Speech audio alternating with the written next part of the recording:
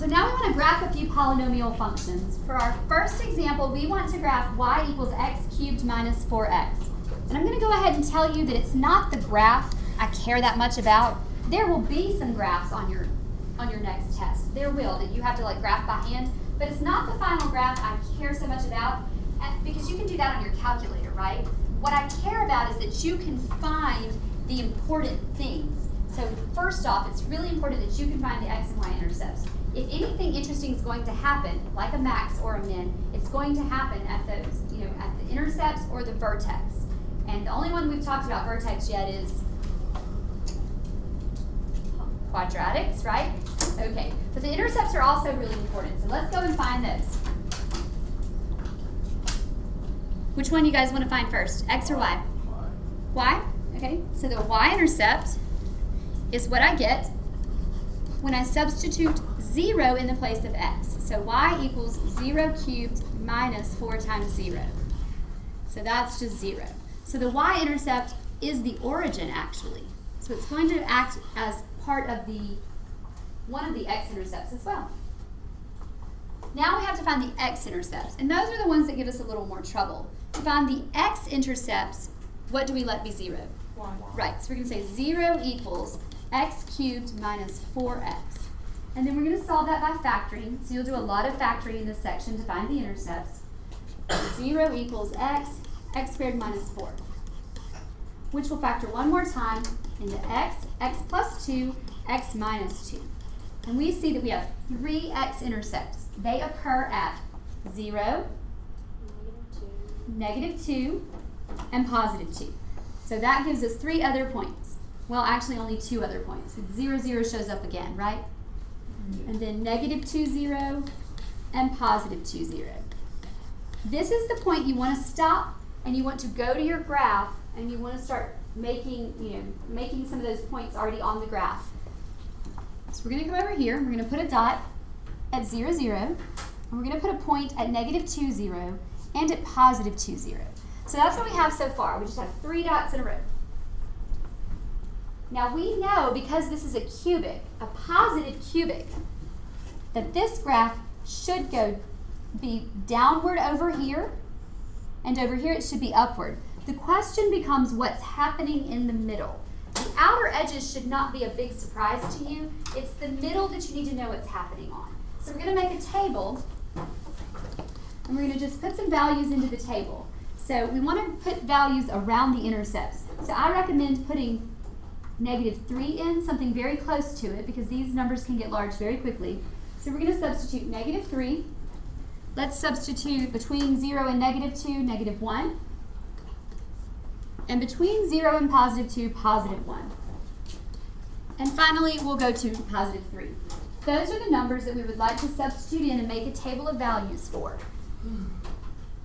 So right now, if you want to, you can use the table function on your calculator. You can go type the equation into y equals and do second graph, and you can use your table there to find these values as they pair up.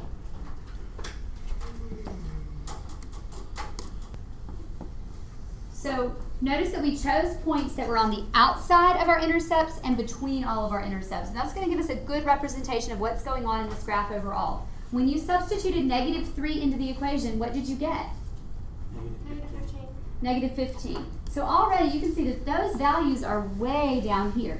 In fact, it's off my graph. My graph only goes to -8. But I just know somewhere way down there there's a point, right? Okay. What happens at -1? +3 or -3? +3. How about at +1? -3. That makes me think that if this is also 15, that it's going to have some type of symmetry. So we want to be on the lookout for that. What is 3 when you substitute it in? 15. +15. So sure enough, we have -1, +3, +1, -3, and then the ends, they go way down here like this. There's not even a point. It's, uh-oh. I didn't graph very well there, guys. It's shooting off like that. I didn't even bother to put a point over here at -3 because I was worried that I didn't want to count all the way down there. Make sense? So you don't have to actually put that point on there, but that point helps you know how steep it is. And you need to be careful about how you draw that. You need to make sure that you do show that it's dropping down here between -2 and -3, and that it's coming up here. What type of symmetry does this graph have? Y. It does. It's origin.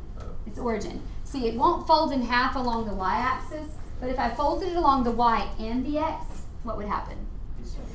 It would work, yeah. Also notice that opposite points are on there. This is the point -2, 0, that's +2, 0.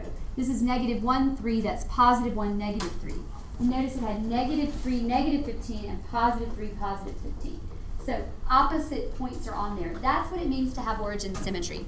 So even if you don't want to test it in the beginning, once you graph it, you can find the symmetry that it has, if you're asked to. Right now, I'd like to talk about something called turning points. Those little humps in the graph that you see, those are the points where the graph turns around. So the one we had just now had 2 turning points. Does that make sense? This right here is technically, this point right here is not called it's not called a vertex. Okay, a vertex is where it maximizes or minimizes completely. Those technically aren't. This is not the highest point on the graph. There are higher points over here in this area, and there are lower points over here in this area. But in calculus, we do refer to them as local maxes or mins, or sometimes relative maxes or mins, meaning just in the general area right here, that's the highest point in that area. This is the lowest point in that area. So the turning points are sometimes called local or relative maxes or mins. Now here's the thing. You can do a pretty good job of guesstimating where those are based on how you graph these with algebra, but you actually have to have calculus to completely be sure that you've got the right point where it turns around there. So it's something we actually can't even do with algebra. We can do a pretty good job. We can almost find them, kind of where they are. And sometimes we get them dead on because of the way it all factors out. Sometimes we don't. Sometimes it's offset a little bit. So that's kind of interesting. You have to have calculus to be sure. But what I do need you to know is that the number of turning points a function has can be 1 less than its highest power. That's something you want to memorize. The number of possible turning points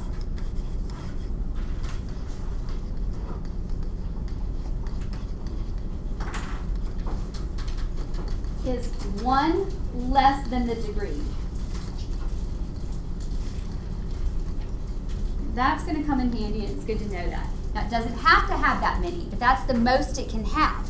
So, for example, a cubic's highest power is 3, and if I take 1 off of that, it's 2. So we could have 2 turning points, and it does. It has 1 here and 1 here.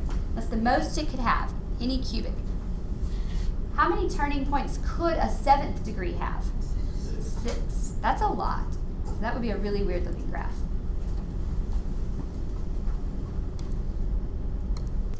So here we have f of x equals x to the 4th minus 5x squared plus 4. So it is to the 4th power. And how many maximum turning points could it have? 3. How many x-intercepts could it have? 4. 4. Very good. Because it can have the highest power. That's how many x-intercepts it can have. But it can only have 1 less than that turning points. So let's take a look. We know that our y-intercept is what we get when we substitute 0 in for x. So that just gives us f of x equals 0 to the 4th minus 5 times 0 squared plus 4 is 4. So the y-intercept is 0, 4. So there's going to be one of our points to start with. Then to find the x-intercepts, we set that equation equal to 0, and we solve it. So we have x to the 4th minus 5x squared plus 4 equals 0. That will factor into x squared and x squared, and they're both minus, and I need numbers that will multiply to 4 but add up to 5. So 1 and 4. That factors again to x plus 1, x minus 1, x plus 2, x minus 2, all equal to 0. And sure enough, we actually get 4 different x-intercepts. They are -1, 0, +1, 0, negative 2, 0, and positive 2, 0. Oops. So let's take a minute and put those on the graph and see what we have to work with so far. So far, I have this point, this point, this point, this point, and this point, right? So a lot's going on right there in the midsection of that graph. A lot. So we have to figure out what it is. Are you expecting the ends of this to both go up or both go down? Both up, because it's a positive x to the fourth. Good. Now let's make a table just to see what's happening in between and around all those points. So for our table, I would like for us to substitute in negative 3, negative 1.5, and negative 0.5. Then we already have a point at 0, so let's do positive 0.5, positive 1.5, and positive 3. Is that okay? Let's also do this. So we'll just continue our table over here. Positive 0.5, positive 1.5, and positive 3. All right, you guys have already taken the time to substitute those in, right? Okay, so someone read them to me. What pairs up with negative 3? 40? That's huge. Okay, but at least it's positive, so it's way up there. How about negative 1.5? Negative 2.2? Positive 2.2. Negative 1.5 is negative 1. It's negative 2.2. Okay, negative 1.5 is? Negative 2.2. Negative 2.2. What is negative 0.5? Positive 2.8. Really? Yes. Okay, positive 2.8. And 0.5, if we substitute it in, gives us 2.8. still positive? Yeah.